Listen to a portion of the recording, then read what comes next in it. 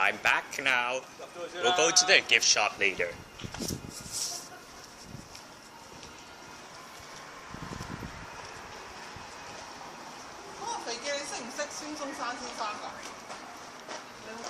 Yeah. Yes. 呢度啊，Peter 啦，呢度有啊。呢係日嘅，酸日山嘛，酸日鮮嘛。OK。You could buy tickets.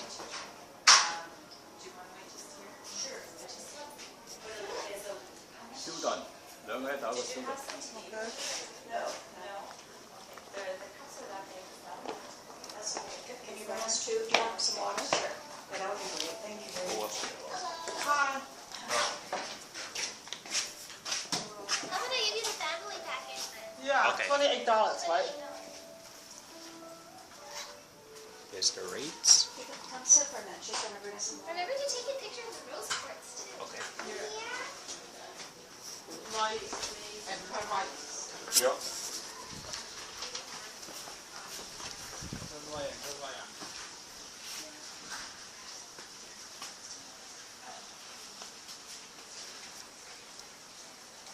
Here's the garden. It's beautiful, isn't it?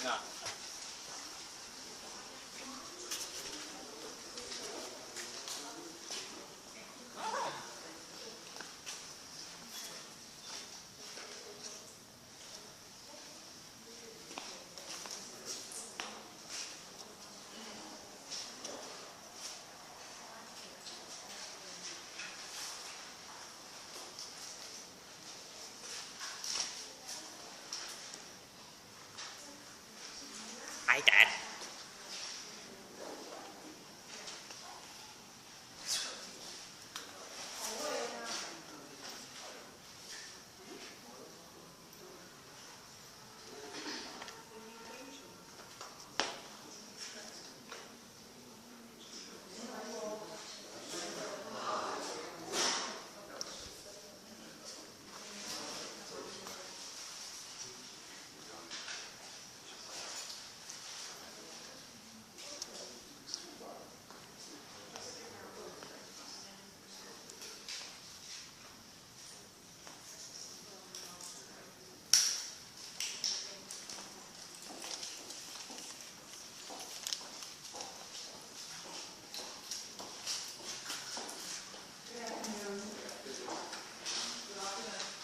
First of all, I have to apologize that I'm wearing glasses. I had a meeting with a branch on a tree yesterday. Oh, red. Yeah, it's my own fault. But welcome to the Sun Yat Sen Garden. I want you to think back about 700 years in the city of Suzhou in China, and you would be sitting in the reception room of a scholar's home. This garden is a home. It is the home of what was the classical scholar in that time in China. And they would, when they retired, they would build a place such as this where they could carry on with their art, their calligraphy, their poetry, and they would have a beautiful reception area such as this, and a garden in the middle, and you meander around, and where the home where the children and the mothers live, would be at the back here, and I'll show you that. But it was in 1985 that 52 artisans came from China, and it's the first time they had ever built anything outside of China. It was wonderful because we had the World Exposition here in '86, and this opened for the World Exposition. So the first thing they did was put a wall around 1 acre park in this part of China, right downtown. And then there was about 2 acres left on the other side, and if any of you have been there, that is the public park. And this is private because it is someone's home, and it has many treasures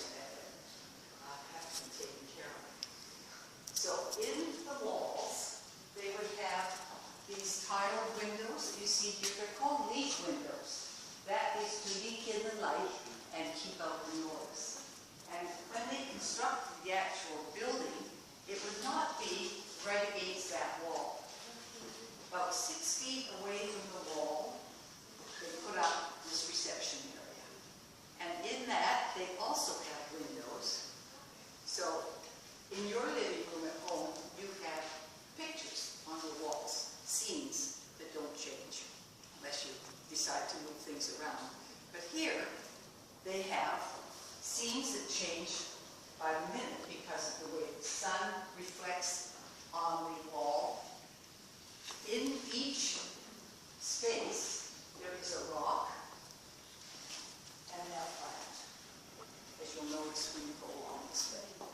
Each of those spaces. And that brings me to what this garden is really all about. The Chinese believe that in nature, there are always opposing forces that give way to one another. That's what makes harmony. It's called the yin-yang duality.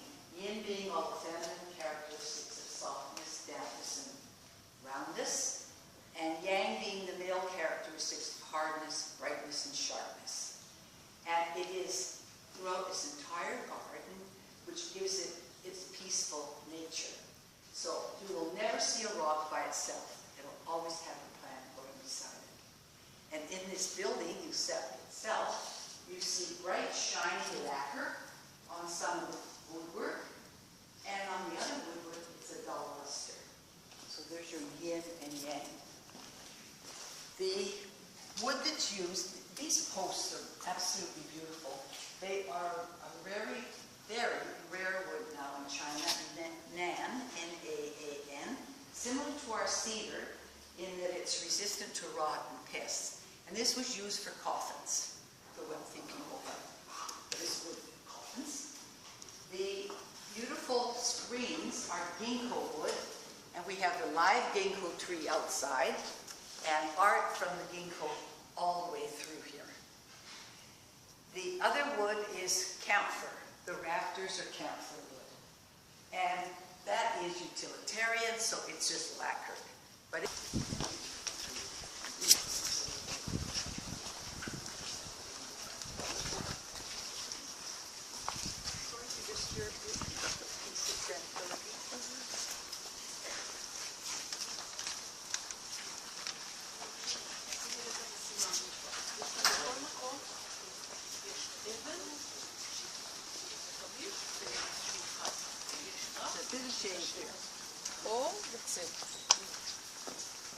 so at your home you may have a courtyard or a patio off your living room or reception area, and that's what this is. This entire courtyard here is a place for getting together, partying, having music, and you can see that there's this banister here where the gentleman has his hands, so you can stand and look over, or you can just be out here with the view. Looking along the walls here, you follow the rooftop, you have a covered walkway that goes all along your outer wall. And it isn't a straight walkway, it just twists and turns because evil spirits go in straight lines. So there's none in here. They knock their knees if they try to get in here. So we will meander through, and in some places you step down into the garden, just like we did here. So the garden really is rocks, plants, and water. No, water. Just water itself.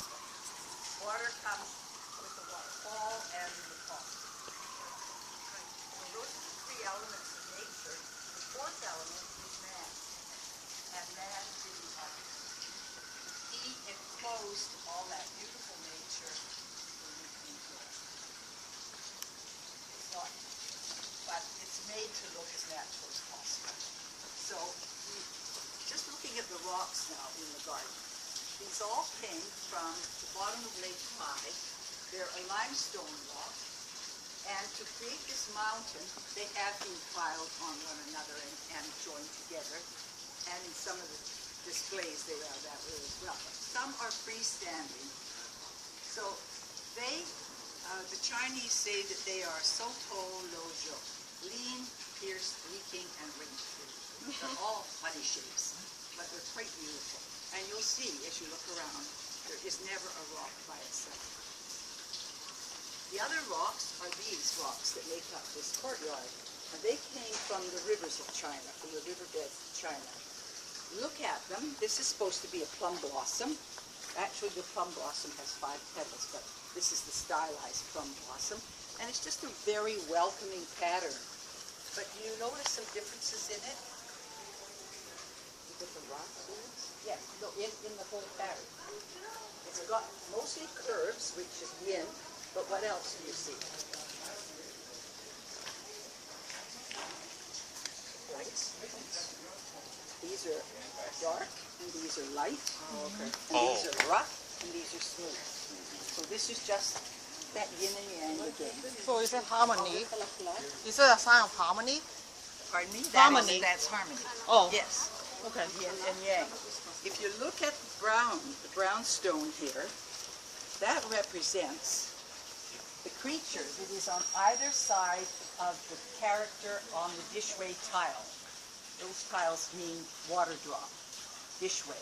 And on either side of the long life is a bat. Bats are good fortune. So these brown stones here are bats. So here we are with a nice floral, welcoming pattern, and lots of good fortune here with us. What do you think the white is? Purity. Pardon me? Purity. Well, white is purity, you're right. It is. Those are the broken cups and saucers. When they opened their barrels, when the local helpers were helping them unload their barrels, they came across one barrel that was full of broken dishes, and they thought, oh my goodness, these are all broken. But that's what it was for, so it's perfect. So as we go along, every time you step off that walkway, you will come onto a courtyard, and they're all different. So just have a look at those, because they're really quite interesting.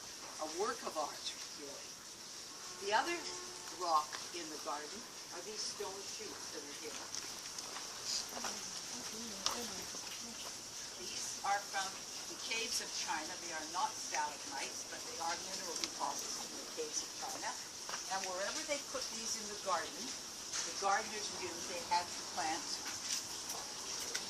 bamboo. This is what bamboo looks like when it's coming out of the ground.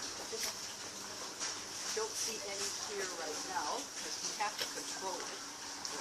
Bamboo is very invasive, but bamboo is very important in the culture of China because it is like the honest man, yielding but never breaking. And so, in another part of the garden, you will see the stone shoots, and with them is the bamboo.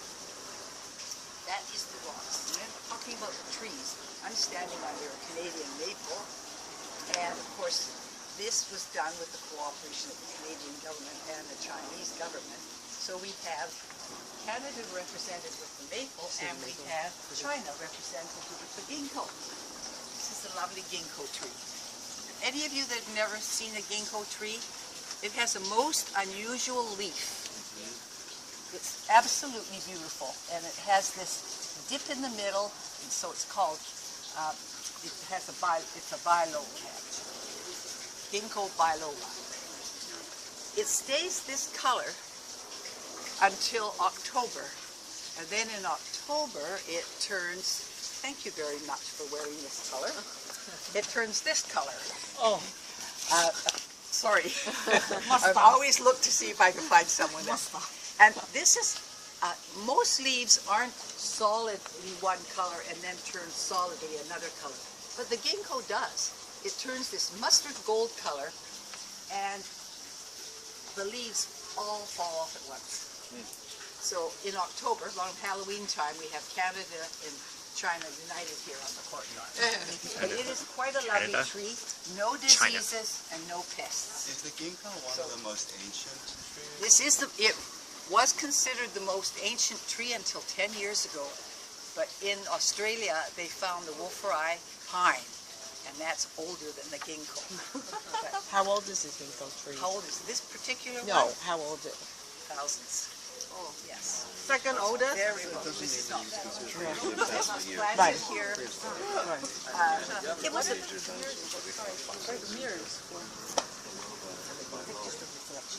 Feng shui. It's not a part of feng shui? Feng shui. The mirror. I think Yes, so. you're I not think going so. backed into a corner. You're not backed into a corner. You just are reflection. It's not used to fight the evil spirit? To make them I don't know. track So the other trees we have are pines. And if you look around, Wait, pines, except yeah. for the pine, every tree that's a big tree in this garden is a deciduous tree. Everything that is an Means it evergreen loses its is leaves. low. The reason being that you have to have some green with these rocks all year. Otherwise you would have hard, and this way it's soft. So you can notice that all the maples, but some of the large pines are here all year, of course. So the other is a tree in a pot, not in a garden, but in the pot. And most of you know this from the Japanese bonsai. But in Chinese, it's not bonsai, it's penjing, which means a scene in a dish or a scene in a pot. And penjings that you see on these stands throughout the garden, there are several of them, are well over 100 years old. They were given to us about 10 years ago by a Hong Kong banker who didn't have anyone to leave them to.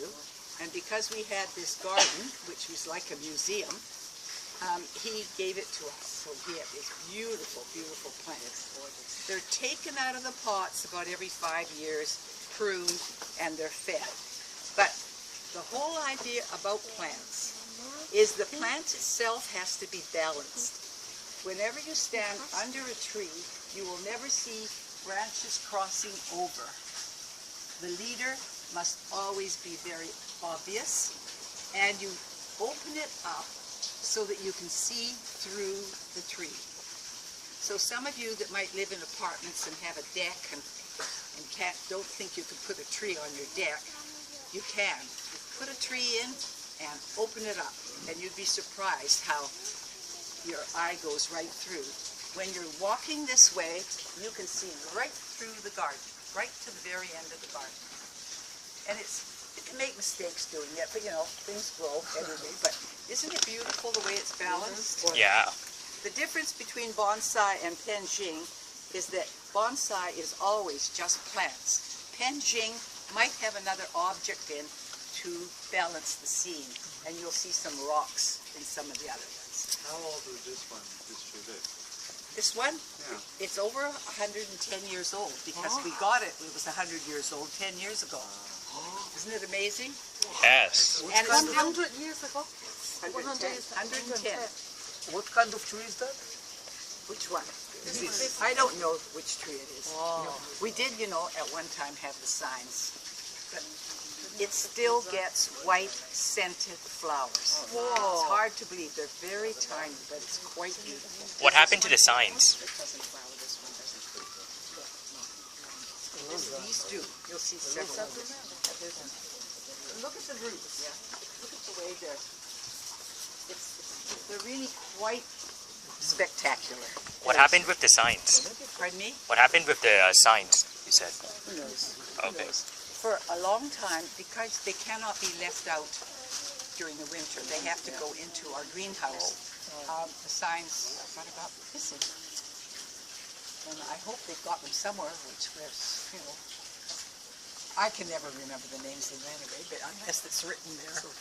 But the penjing that you see on the ledge there, see the little penjings? Those are done by the penjing artists here. We have a penjing club, and Pinley is he's a penjing artist, and people make their own penjings. It's really good art, something to, if you like to do that sort of thing. That balances it. This is a Thai Thus you have rock. the maple, and it comes right over the top, and it's balanced by a camellia bush there. This is a peony that was bloomed long ago, and then the little bits, clusters of mondo grass and the acuba there. So this is, in itself, a lovely thing to look at from that window. When you came in and you look here, you just see this. So you don't see the whole garden at once. You have to walk around, twist around, and sort of every turn you make, you see something new. It's very hard to go through this garden in 1 hour, so I hope you have a time to go back and enjoy it on your own.